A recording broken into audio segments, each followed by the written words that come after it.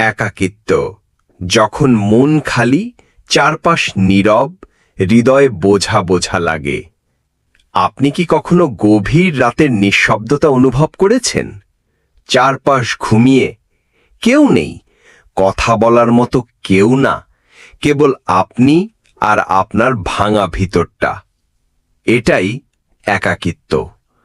একাকিত্ব মানে শুধু কারো পাশে না থাকা নয়, বরং এমন এক শূন্যতা যেখানে ভেতরটা চিৎকার করে কাঁদে, কিন্তু কেউ শোনে না। পরিবার পাশে থেকেও বুঝতে পারে না, বন্ধুরা হাসে কিন্তু অন্তরের কষ্ট কেউ বোঝে না। নিজের ভালোবাসার মানুষটাও হয়তো দূরে সরে যায়। তখন মনে হয় যে আমার পাশে কি কেউ আছে? আমি কি একেবারে একা? কোরআনের ভাষায় আল্লাহ বলেছেন, তিনি এমন যিনি তার বান্দার সাথে থাকেন যখন কেউ থাকে না। অর্থাৎ আপনি একা হননি, আপনার সঙ্গে ছিলেন তিনি, যিনি সব জানেন, সব বোঝেন। একাকিত্ব এটা পরীক্ষা, আবার এই একাকিত্বই হতে পারে ঈমানের দরজা। একজন মুমিন যখন একা হয়, তখনই তার মধ্যে প্রশ্ন জাগে যে আমার জীবন কেন এমন, কে আমাকে বুঝবে? এই প্রশ্নগুলোই ধীরে ধীরে মানুষকে আল্লাহর কাছে নিয়ে যায়। একজন মানুষকে আল্লাহ তার কাছে টানেন একাকিত্বের মধ্য দিয়েই। ইমাম ইবনুল কাইয়িম রাহিমাহুল্লাহ বলেন, আল্লাহ যখন কারো সঙ্গে কথা বলতে চান, তখন দুনিয়ার সব শব্দ তিনি থামিয়ে দেন। আপনি একা, চুপচাপ, কারো সঙ্গে নেই। এই সুযোগটাই আল্লাহ আপনাকে দিচ্ছেন তার সঙ্গে একান্তে কথা বলার জন্য। আপনার একাকিত্বের সময়ে যদি আপনি সেজদা করেন, আল্লাহ বলেন, তুমি যখন কাউকে পাওনি তখন আমি ছিলাম। নিশ্চয়ই আমার রব আমার সাথে আছেন, তিনি আমাকে পথ দেখাবেন। সূরা শুআরা আয়াত ৬২। এই আয়াত শুধু নবী মুসার জন্য নয়, আপনার জন্য। রাসূল সাল্লাল্লাহু আলাইহি সাল্লামও একা ছিলেন, কিন্তু সেই একাকিত্বই তাকে আল্লাহর সবচেয়ে কাছের বান্দা বানিয়ে দিয়েছিল। আজ আপনি যদি একা অনুভব করেন, আপনি যদি বলেন যে আমার পাশে তো কেউ নেই, তাহলে মনে রাখুন আপনার রাসূল মুহাম্মদ সাল্লাল্লাহু আলাইহি সাল্লামও একা ছিলেন। শৈশবেই একা, বাবা ছিলেন না, মাও চলে গেলেন। তিনি জন্মেই বাবাকে হারান। মাত্র ৬ বছর বয়সে মা আমিনাও মারা যান। দাদা আব্দুল মুত্তালিবের ছায়ায় উঠেন, তিনিও মারা যান ৮ বছর বয়সে। এরপর চাচা আবু তালিবের দায়িত্বে বড় হন। একটি শিশু যার জীবনে প্রথম ৮ বছরেই ৩ জন অভিভাবক চলে যায়, তার একাকিত্ব কেমন ছিল আপনি কল্পনাও করতে পারবেন না। নবুয়তের আগে একা ছিলেন হেরা গুহায়, নিঃসঙ্গতা ছিল তার অভ্যাস। রাসূল সাল্লাল্লাহু আলাইহি ওয়াসাল্লাম দিনের পর দিন হেরা গুহায় একাকী কাটাতেন। কোনো বন্ধু না, কোনো পরিবার না। কেন? কারণ তিনি তার রবকে খুঁজছিলেন, আর তিনি তার প্রভুকে আহ্বান করতেন নিঃসঙ্গতার মধ্যে। সূরা মুদ্দাসসির আয়াত ৬-৭। নবুয়ত পাওয়ার পর দুনিয়ার সবাই যখন বিরোধিতা করল, তখনও তিনি একা ছিলেন, কিন্তু সঙ্গে ছিলেন আল্লাহ। কুরাইশ বিদ্রূপ করল, পরিবার ও বন্ধুরা দূরে সরল, তায়েফে রক্ত ঝরল, সাহাবারা নির্যাতিত হল, হিজরত করতে হলো। কিন্তু রাসূল সাল্লাল্লাহু আলাইহি সাল্লাম কখনো একা হননি, কারণ তার সাথে ছিলেন আল্লাহ। তুমি দুঃখ করো না, আল্লাহ আমাদের সাথে আছেন। সূরা তাওবা আয়াত ৪০। একাকিত্বই তাকে আল্লাহর সবচেয়ে আপন বান্দা বানিয়ে দিয়েছিল। রাসূল সাল্লাল্লাহু আলাইহি সাল্লাম ছিলেন একা, কিন্তু সেই নিঃসঙ্গতাই তাকে সরাসরি ওহী গ্রহণকারী বানিয়েছিল, কোরআনের ধারক বানিয়েছিল, আমাদের পথ প্রদর্শক বানিয়েছিল। আপনার একাকিত্বেও ব্যর্থতা নয়, এটা হয়তো প্রস্তুতি, আপনার হৃদয়কে আল্লাহর জন্য তৈরি করার সময়। তাই ভাই, আপনি যদি এখন একা থাকেন, জেনে নিন রাসূল সাল্লাল্লাহু আলাইহি সাল্লামও একা ছিলেন, কিন্তু সেই একাকিত্বই ছিল তার শক্তি। আপনিও সেই রসুলের উম্মত। আপনার নিঃসঙ্গতাও একদিন আপনাকেও আল্লাহর খুব কাছে নিয়ে যাবে ইনশাআল্লাহ। একাকিত্বে শয়তানের ফাঁদ আর মুমিনের সুযোগ, আপনি কোনটা বেছে নেবেন? নিঃসঙ্গতা এটা এক ধরনের অস্ত্র। এই অস্ত্র দিয়ে কেউ নিজেকে ধ্বংস করে ফেলে, আবার কেউ এই একাকিত্বেই নিজের আত্মাকে গড়তে শুরু করে। শয়তান চায় আপনি একা হয়ে পড়লে নিরাশ, গুনাহে আসক্ত, আত্মঘৃণায় ভেঙে পড়েন। আল্লাহ চান আপনি একা হলে তার দিকে ফিরে আসুন, আত্মাকে নির্মল করুন। শয়তানের ফাঁদ, নিঃসঙ্গতায় ফিসফিসানি। যখন আপনি একা থাকেন তখন শয়তান এসে কানে কানে বলে, তুই কিছুই না, দুনিয়ায় তোর কাউকে নেই, তোকে আল্লাহ ছেড়ে দিয়েছেন, পাপ কর, কেউ তো দেখছে না। ভাই বোন বন্ধু কারো তো দরকার ছিল, থাকলে আজ একা হতিস না। শয়তান তোমাদের ভয় দেখায় দারিদ্র্য ও অশান্তির। সূরা বাকারা আয়াত 268। এই ভয় আপনার ভেতর ভাঙন তৈরি করে। তারপর আপনি হয়তো হারাম ভিডিওতে আসক্ত হয়ে পড়েন, একাকিত্ব থেকে হারাম সম্পর্ক খুঁজতে যান, হঠাৎ রাগ করে নামাজ ছেড়ে দেন, মন খারাপের নাম দিয়ে গুনাহকে সহজ করে ফেলেন, দোয়া বন্ধ করে দেন, ভাবেন যে আল্লাহ তো শুনছেন না। এগুলো শয়তানের ক্লাসিক ফাঁদ। আল্লাহর বান্দা হলে আপনি এই একাকিত্বে আত্মসংস্কারে নামবেন। একজন মুমিন বলে, এই মুহূর্তে আমার পাশে কেউ নেই, তাই এই সময় আমি আল্লাহর সঙ্গেই থাকব। নিশ্চয়ই আল্লাহ সেই মানুষদের ভালোবাসেন যারা নিজেদের অন্তর শুদ্ধ করে। সূরা তাওবা আয়াত 108। এই একাকিত্বই আপনার আত্মাকে শক্তিশালী বানাতে পারে যদি আপনি আল্লাহর কাছে ফিরে আসেন। একাকিত্ব মানে আপনি এখন আয়নার সামনে, নিজেকে গড়ার সময় শুরু হয়েছে। যখন কেউ নেই তখন আপনি নিজেই বুঝবেন আপনি কে ছিলেন, এখন কে হচ্ছেন আর কে হতে চান। এই সময়ে আপনি তাওবা করতে পারেন, নামাজ শুরু করতে পারেন, হারাম বন্ধুত্ব ছাড়তে পারেন, কোরআনের সঙ্গে সম্পর্ক গড়তে পারেন, রাতে তাহাজ্জুদে কাঁদতে পারেন।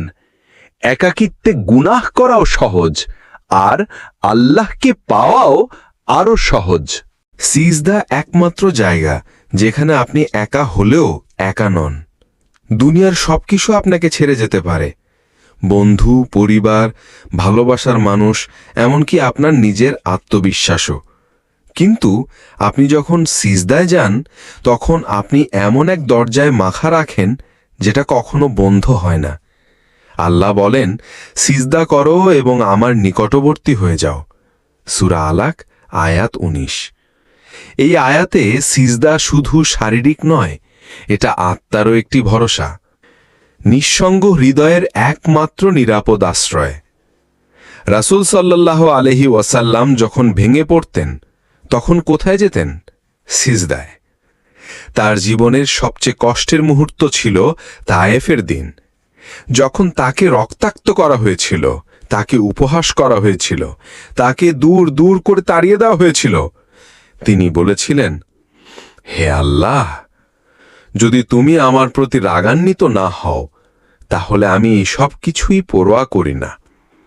এই দোয়া তিনি করেছিলেন কোথায়? সিজদার ভঙ্গিতে আল্লাহর সামনে মাথা নত করে। সিজদা এমন একটা জায়গা যেখানে আপনার কান্না শব্দ না হয়েও সব কথা বলে দেয়।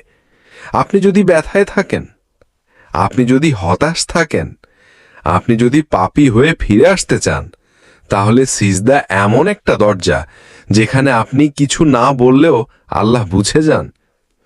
তুমি কি দেখনি, যারা রাতে সিজদা করে দাঁড়িয়ে থাকে আল্লাহকে ভয় করে আর পরকালের আশায় থাকে? সূরা জুমার আয়াত 9।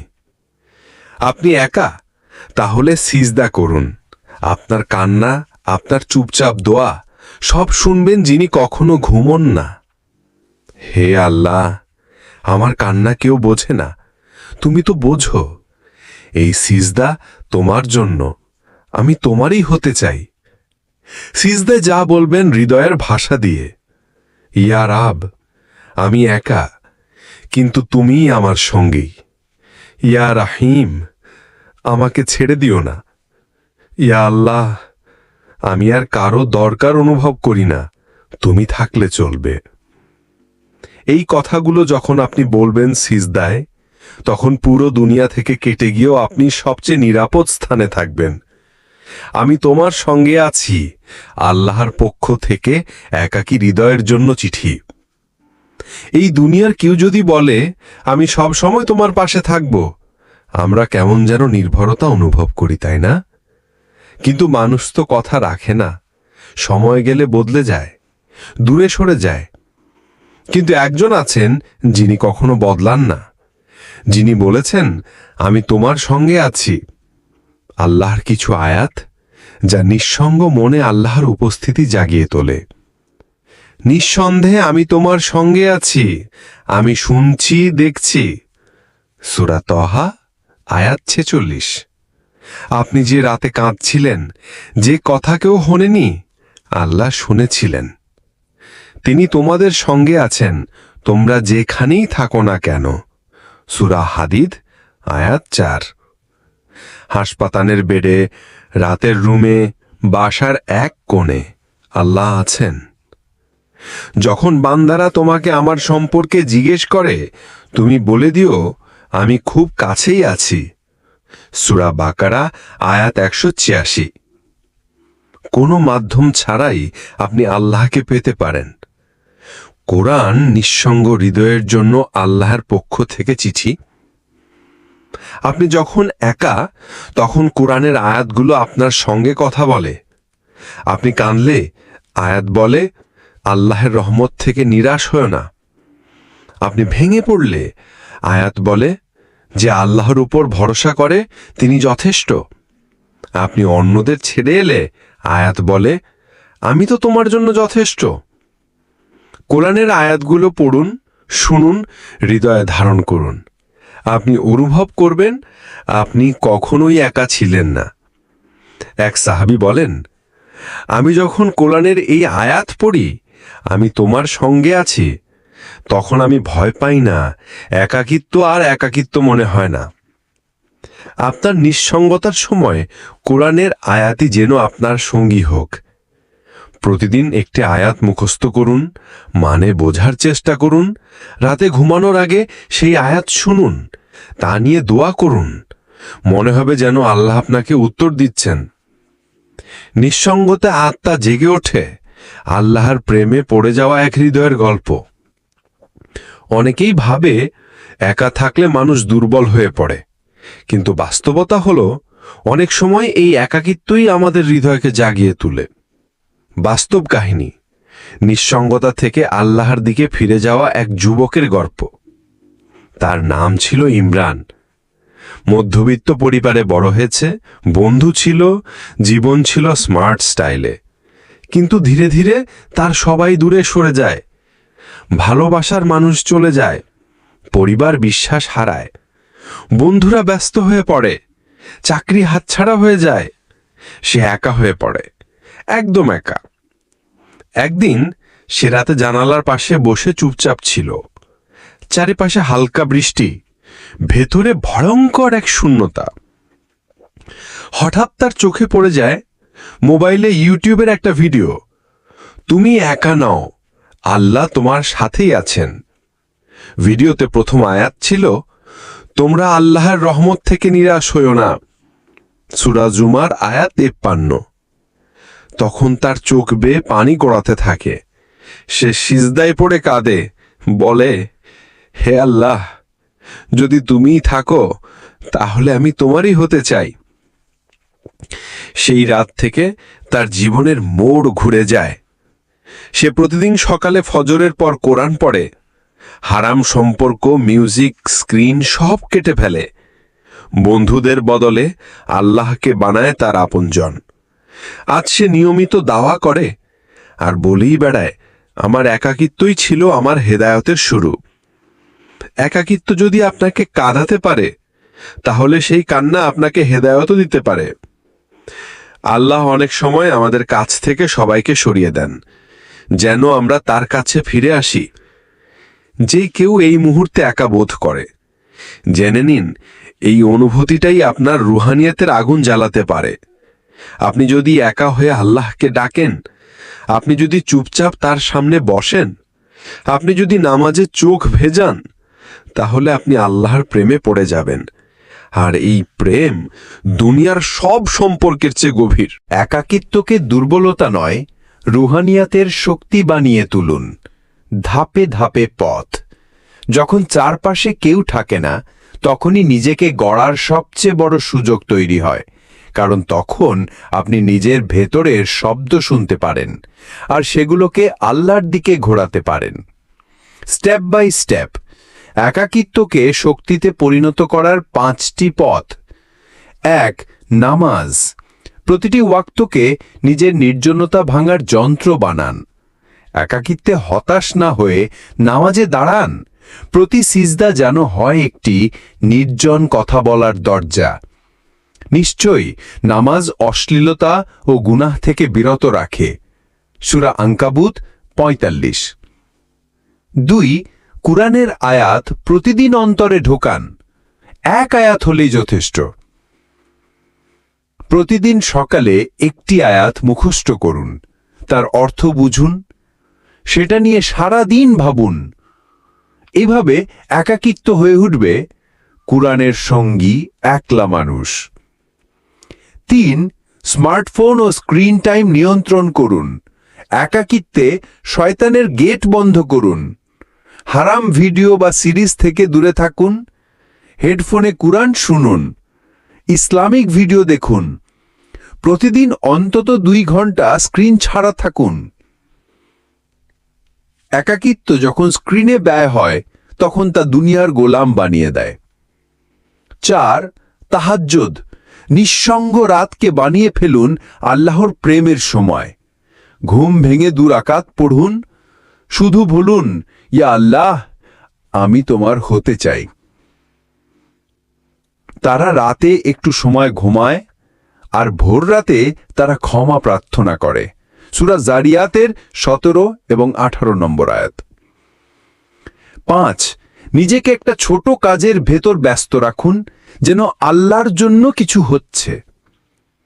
ইসলামিক বই পড়া, দোয়ার তালিকা লেখা, দান করা, ইসলামিক নোশন বা জার্নাল রাখা। একাকিত্বকে কর্মে রূপ দিলে আত্মবিশ্বাস তৈরি হয়, ঈমান জাগে। এই ধাপগুলো নিয়মিত করলে একাকিত্ব আর ভয়ানক লাগবে না, বরং আপনাকে আল্লাহর প্রেমে পড়িয়ে দেবে ইনশাল্লাহ। তাহাজ্জুদের রাত্রি, যখন পুরো পৃথিবী ঘুমিয়ে থাকে, তখন আপনি আল্লাহর প্রেমে কাঁদেন। রাতের গভীরতা, চাঁদের নরম আলো, ঘড়ির টিকটিক শব্দ, আর আপনি চোখে অশ্রু নিয়ে সিজদায়। এই মুহূর্তটা এমন এক সময় যখন আপনি একা থাকেন, কিন্তু প্রকৃতপক্ষে সবচেয়ে ঘনিষ্ঠ সান্নিধ্যে থাকেন। তাহাজ্জুদ এটি কোনো নিছক নফল নামাজ নয়, এটি আল্লাহর সঙ্গে নিঃশব্দে দেখা করার সময়। রাসূল সাল্লাল্লাহু আলাইহি ওয়াসাল্লাম বলেন, রাতের শেষ 1/3 আল্লাহ পৃথিবীর আকাশে নেমে আসেন এবং বলেন, কেউ আছে কি যে আমাকে ডাকবে, আমি তার ডাকে সাড়া দেব? কেউ আছে কি যে আমার কাছে চাইবে, আমি তাকে দেব? কেউ আছে কি যে ক্ষমা চাইবে, আমি তাকে ক্ষমা করব? আপনি সেই একজন হতে পারেন। তাহাজ্জুদের সিজদায় আপনি শুধু বলুন, ইয়া আল্লাহ, আমি একা হয়ে গেছি, কিন্তু তুমি তো আছো। তুমি না বলেছিলে আমি তোমার সঙ্গে আছি? তাহলে আমাকে গ্রহণ করো, আমাকে ভালোবাসো। আর আপনার রব বলেছেন, আমাকে ডাকো, আমি সাড়া দেব। সূরা গাফিরের 60 নম্বর আয়াত। এই রাতেই বদলে গেছেন হাজারো মানুষ। কেউ চাকরি হারিয়ে সিজদায় কাঁদে, পরদিন চাকরির অফার পায়। কেউ হারাম সম্পর্ক ছেড়ে আল্লাহর প্রেমে পড়ে যায়।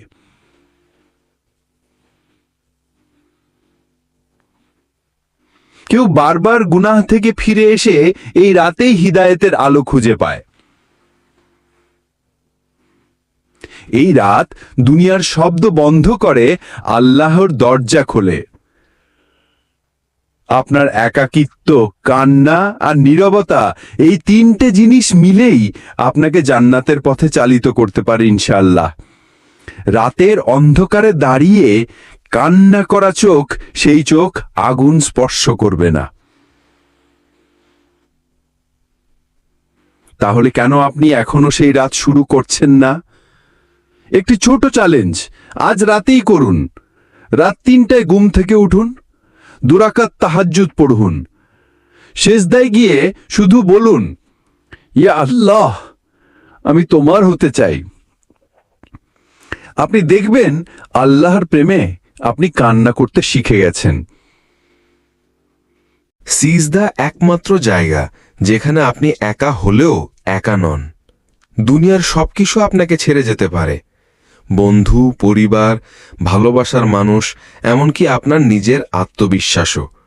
কিন্তু আপনি যখন সিজদায় যান, তখন আপনি এমন এক দরজায় মাথা রাখেন যেটা কখনো বন্ধ হয় না।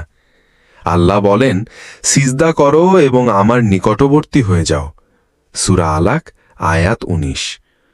এই আয়াতে সিজদা শুধু শারীরিক নয়, এটা আত্মারও একটি ভরসা, নিঃসঙ্গ হৃদয়ের একমাত্র নিরাপদ আশ্রয়। রাসূল সাল্লাল্লাহু আলাইহি ওয়াসাল্লাম যখন ভেঙে পড়তেন, তখন কোথায় যেতেন? সিজদায়। তার জীবনের সবচেয়ে কষ্টের মুহূর্ত ছিল তায়েফের দিন, যখন তাকে রক্তাক্ত করা হয়েছিল, তাকে উপহাস করা হয়েছিল, তাকে দূর দূর করে তাড়িয়ে দেওয়া হয়েছিল। তিনি বলেছিলেন, হে আল্লাহ, যদি তুমি আমার প্রতি রাগান্বিত না হও, তাহলে আমি এই সব কিছুই পরোয়া করি না। এই দোয়া তিনি করেছিলেন কোথায়? সিজদার ভঙ্গিতে, আল্লাহর সামনে মাথা নত করে। সিজদা এমন একটা জায়গা যেখানে আপনার কান্না শব্দ না হয়েও সব কথা বলে দেয়। আপনি যদি ব্যথায় থাকেন, আপনি যদি হতাশ থাকেন, আপনি যদি পাপী হয়ে ফিরে আসতে চান, তাহলে সিজদা এমন একটা দরজা যেখানে আপনি কিছু না বললেও আল্লাহ বুঝে যান। তুমি কি দেখনি, যারা রাতে সিজদা করে দাঁড়িয়ে থাকে, আল্লাহকে ভয় করে আর পরকালের আশায় থাকে? সূরা জুমার আয়াত 9। আপনি একা? তাহলে সিজদা করুন। আপনার কান্না, আপনার চুপচাপ দোয়া সব শুনবেন যিনি কখনো ঘুমন না। হে আল্লাহ, আমার কান্না কেউ বোঝে না, তুমি তো বোঝো। এই সিজদা তোমার জন্য, আমি তোমারই হতে চাই। সিজদায় যা বলবেন হৃদয়ের ভাষা দিয়ে, ইয়া রাব, আমি একা, কিন্তু তুমিই আমার সঙ্গী। ইয়া রাহিম, আমাকে ছেড়ে দিও না। ইয়া আল্লাহ, আমি আর কারো দরকার অনুভব করি না, তুমি থাকলে চলবে। এই কথাগুলো যখন আপনি বলবেন সিজদায়, তখন পুরো দুনিয়া থেকে কেটে গিয়েও আপনি সবচেয়ে নিরাপদ স্থানে থাকবেন। আমি তোমার সঙ্গে আছি, আল্লাহর পক্ষ থেকে একাকী হৃদয়ের জন্য চিঠি। এই দুনিয়ার কেউ যদি বলে, আমি সব সময় তোমার পাশে থাকব, আমরা কেমন যেন নির্ভরতা অনুভব করি, তাই না? কিন্তু মানুষ তো কথা রাখে না, সময় গেলে বদলে যায়, দূরে সরে যায়। কিন্তু একজন আছেন যিনি কখনো বদলান না, যিনি বলেছেন, আমি তোমার সঙ্গে আছি। আল্লাহর কিছু আয়াত যা নিঃসঙ্গ মনে আল্লাহর উপস্থিতি জাগিয়ে তোলে। নিঃসন্দেহে আমি তোমার সঙ্গে আছি, আমি শুনছি, দেখছি। সূরা তহা আয়াত 46। আপনি যে রাতে কাঁদছিলেন, যে কথা কেউ শোনেনি, আল্লাহ শুনেছিলেন। তিনি তোমাদের সঙ্গে আছেন, তোমরা যেখানেই থাকো না কেন। সূরা হাদিদ আয়াত 4। হাসপাতালের বেডে, রাতের রুমে, বাসার এক কোণে আল্লাহ আছেন। যখন বান্দারা তোমাকে আমার সম্পর্কে জিজ্ঞেস করে, তুমি বলে দিও, আমি খুব কাছেই আছি। সূরা বাকারা আয়াত 186। কোনো মাধ্যম ছাড়াই আপনি আল্লাহকে পেতে পারেন। কোরআন নিঃসঙ্গ হৃদয়ের জন্য আল্লাহর পক্ষ থেকে চিঠি। আপনি যখন একা, তখন কোরআনের আয়াতগুলো আপনার সঙ্গে কথা বলে। আপনি কাঁদলে আয়াত বলে, আল্লাহর রহমত থেকে নিরাশ হয় না। আপনি ভেঙে পড়লে আয়াত বলে, যে আল্লাহর উপর ভরসা করে তিনি যথেষ্ট। আপনি অন্যদের ছেড়ে এলে আয়াত বলে, আমি তো তোমার জন্য যথেষ্ট। কোরআনের আয়াতগুলো পড়ুন, শুনুন, হৃদয়ে ধারণ করুন। আপনি অনুভব করবেন আপনি কখনোই একা ছিলেন না।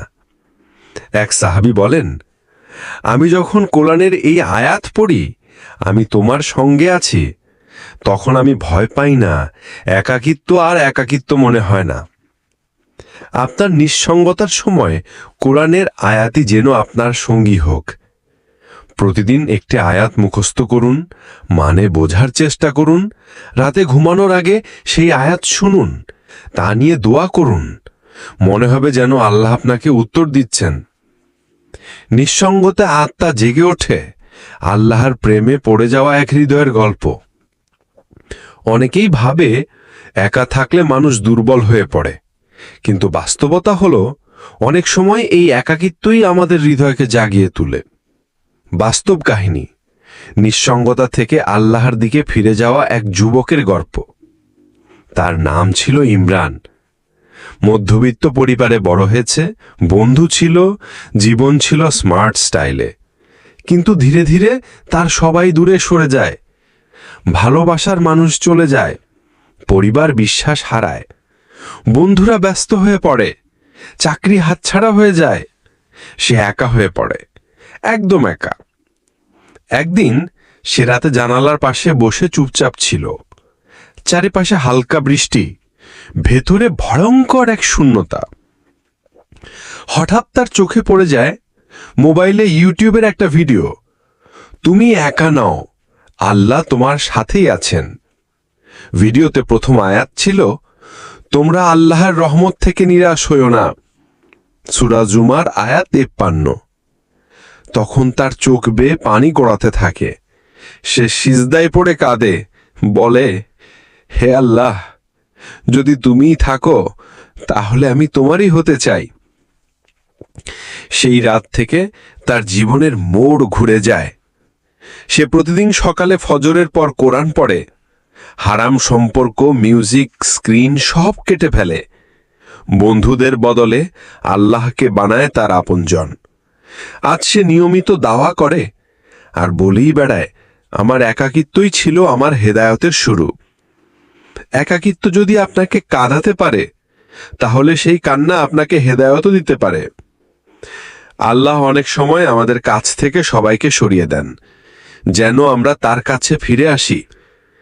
যে কেউ এই মুহূর্তে একা বোধ করে, জেনে নিন এই অনুভূতিটাই আপনার রুহানিয়াতের আগুন জ্বালাতে পারে। আপনি যদি একা হয়ে আল্লাহকে ডাকেন, আপনি যদি চুপচাপ তার সামনে বসেন, আপনি যদি নামাজে চোখ ভেজান, তাহলে আপনি আল্লাহর প্রেমে পড়ে যাবেন। আর এই প্রেম দুনিয়ার সব সম্পর্কের চেয়ে গভীর। একাকিত্বকে দুর্বলতা নয়, রুহানিয়াতের শক্তি বানিয়ে তুলুন। ধাপে ধাপে পথ। যখন চারপাশে কেউ থাকে না, তখনই নিজেকে গড়ার সবচেয়ে বড় সুযোগ তৈরি হয়। কারণ তখন আপনি নিজের ভেতরের শব্দ শুনতে পারেন আর সেগুলোকে আল্লাহর দিকে ঘোরাতে পারেন। স্টেপ বাই স্টেপ একাকিত্বকে শক্তিতে পরিণত করার 5টি পথ। 1. নামাজ। প্রতিটি ওয়াক্তকে নিজের নির্জনতা ভাঙার যন্ত্র বানান।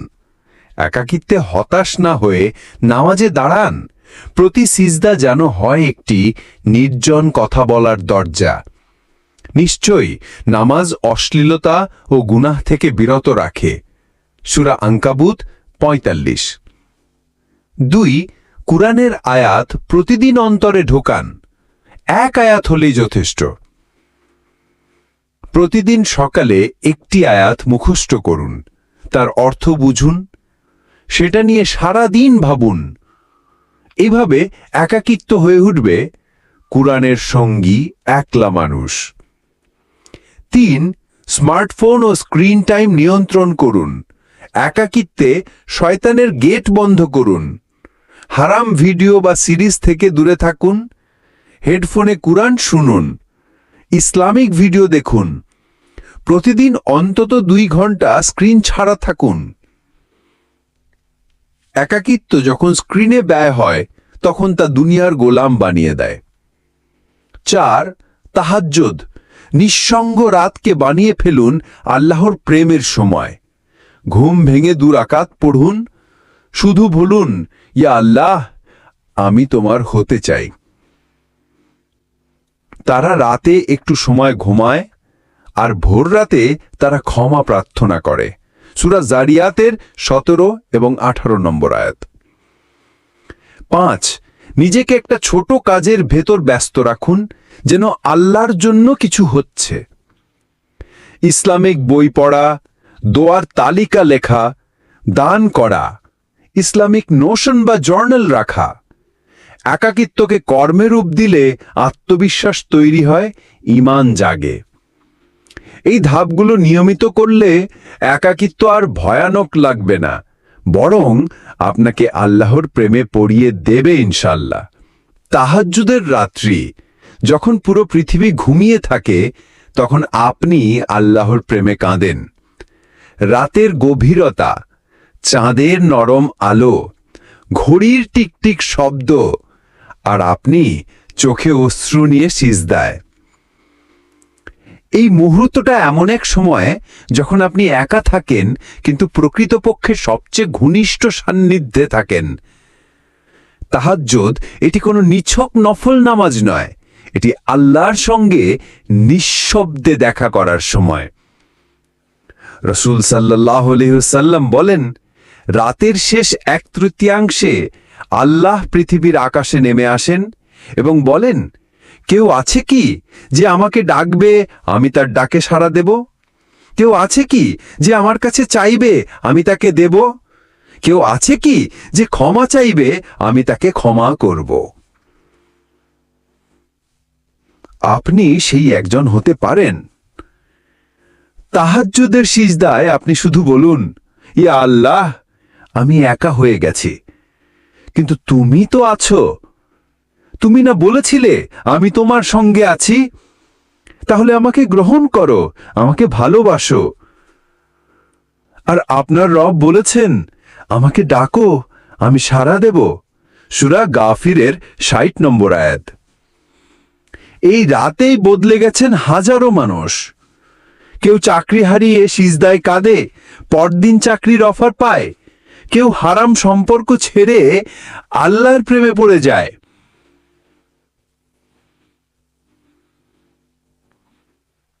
কেউ বারবার গুনাহ থেকে ফিরে এসে এই রাতেই হিদায়েতের আলো খুঁজে পায়। এই রাত দুনিয়ার শব্দ বন্ধ করে আল্লাহর দরজা খোলে। আপনার একাকিত্ব, কান্না আর নীরবতা, এই 3টে জিনিস মিলেই আপনাকে জান্নাতের পথে চালিত করতে পারে ইনশাআল্লাহ। রাতের অন্ধকারে দাঁড়িয়ে কান্না করা চোখ, সেই চোখ আগুন স্পর্শ করবে না। তাহলে কেন আপনি এখনো সেই রাত শুরু করছেন না? একটি ছোট চ্যালেঞ্জ আজ রাতেই করুন। রাত 3টায় ঘুম থেকে উঠুন, 2 রাকাত তাহাজ্জুদ পড়ুন। সিজদায় গিয়ে শুধু বলুন, ইয়া আল্লাহ, আমি তোমার হতে চাই। আপনি দেখবেন আল্লাহর প্রেমে আপনি কান্না করতে শিখে গেছেন।